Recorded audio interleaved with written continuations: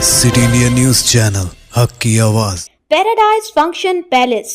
Paradise function palace महबूब नगर। मुस्लिम personal law board की हिदायत पर जिला विकाराबाद के हल्के असम्बली तांडूर में 30 अप्रैल की शब रात 9 बजे तक 9:15 तक अपने घर और दुकानों, होटलों, मेडिकल शॉप्स, पत्थर पॉलिशिंग यूनिट, ट्रांसपोर्ट के अलावा दीगर कारोबारी इदारों में भी लाइट्स बंद करके वक्फ एक्ट के खिलाफ अपनी नाराज़गी का इजहार करते हुए बत्ती गुल प्रोग्राम के जरिए एहतजाज दर्ज किया गया।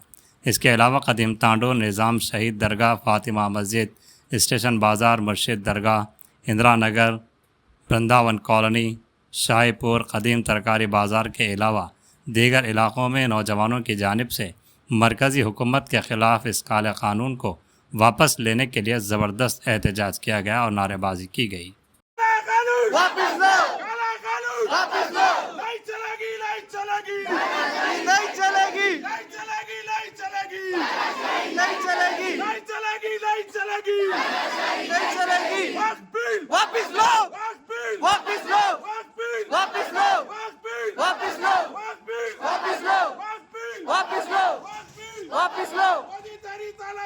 नहीं चलेगी, नहीं चलेगी, मोदी तेरी तानाशाही नहीं चलेगी, नहीं चलेगी, मोदी तेरी तानाशाही नहीं चलेगी, नहीं चलेगी, मोदी तेरी तानाशाही नहीं चलेगी, नहीं चलेगी, काला कानून वापस लो, काला कानून वापस लो, काला कानून वापस लो, नहीं चलेगी, नहीं चलेगी, नहीं चलेगी, वापस लो, वापस लो, वापस लो, वापस लो, वापस लो।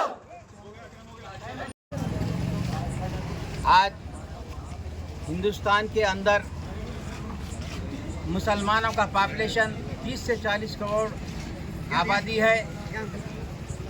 इसके बावजूद भी हिंदुस्तान की हुकूमत मुसलमानों के ऊपर वक्त अमेंडमेंट बिल जो लाई है वो मुसलमानों के लिए नुकसानदा है, इसलिए कि यहाँ के मुसलमान यहाँ पर पैदा हुए हैं और यहाँ पर ही दफन होंगे। मैं हुकूमत से ये गुजारिश करता हूँ 2024 और 2025 में वक्त अमेंडमेंट बिल जो लाया गया है उसे वापस लें और मुस्लिम पर्सनल लॉ बोर्ड की हिदायत पर आज सारे हिंदुस्तान के अंदर बत्ती गुल प्रोग्राम जो रखा गया है बहुत खूबी से उसे कामयाब मुसलमान लोग करे हैं। मैं तमाम मुसलमान हजरात से और गैर हजरात से भी शुक्रिया अदा करता हूं, इसलिए कि इसके अंदर ऑल पार्टीज ने जो हिस्सा लिया, मैं वो पार्टी वालों का भी शुक्रिया अदा करता हूं। वक्त अमेंडमेंट बिल जो है इसे सुप्रीम कोर्ट में इसकी सुनवाई चल रही है।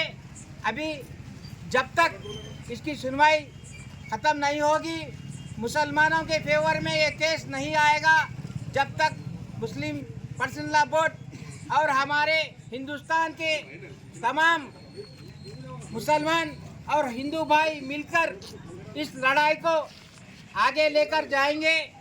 मैं यहाँ पर जो भी हजरात आए हैं पुराने तांडूर के अंदर, मैं उनका भी शुक्रिया अदा करता हूँ।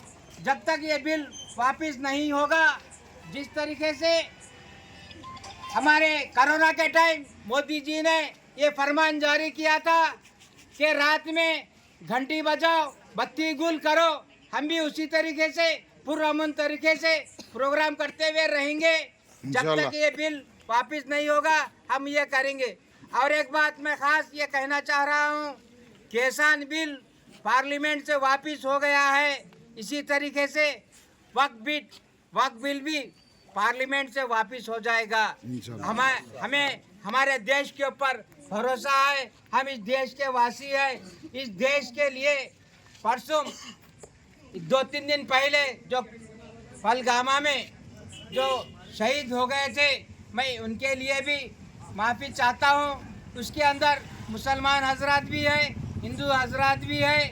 हम मुसलमान सब एक होकर अगर हुकूमत हमारे को अगर इजाज़त दी तो घर घर से एक एक नौजवान कश्मीर की बॉर्डर पे जाके हिंदुस्तान की हिफाजत करेगा। इंशाल्लाह और हुकूमत को ये चाहिए कि कश्मीर में खासकर हिंदू, मुसलमान, सिख, ईसाई सबको लेके बॉर्डर पे अगर पूरी सिक्योरिटी अगर टाइट रही तो पत्ता भी परिंदा भी पत्ता भी नहीं हिल सकता, परिंदा भी इधर नहीं आ सकता।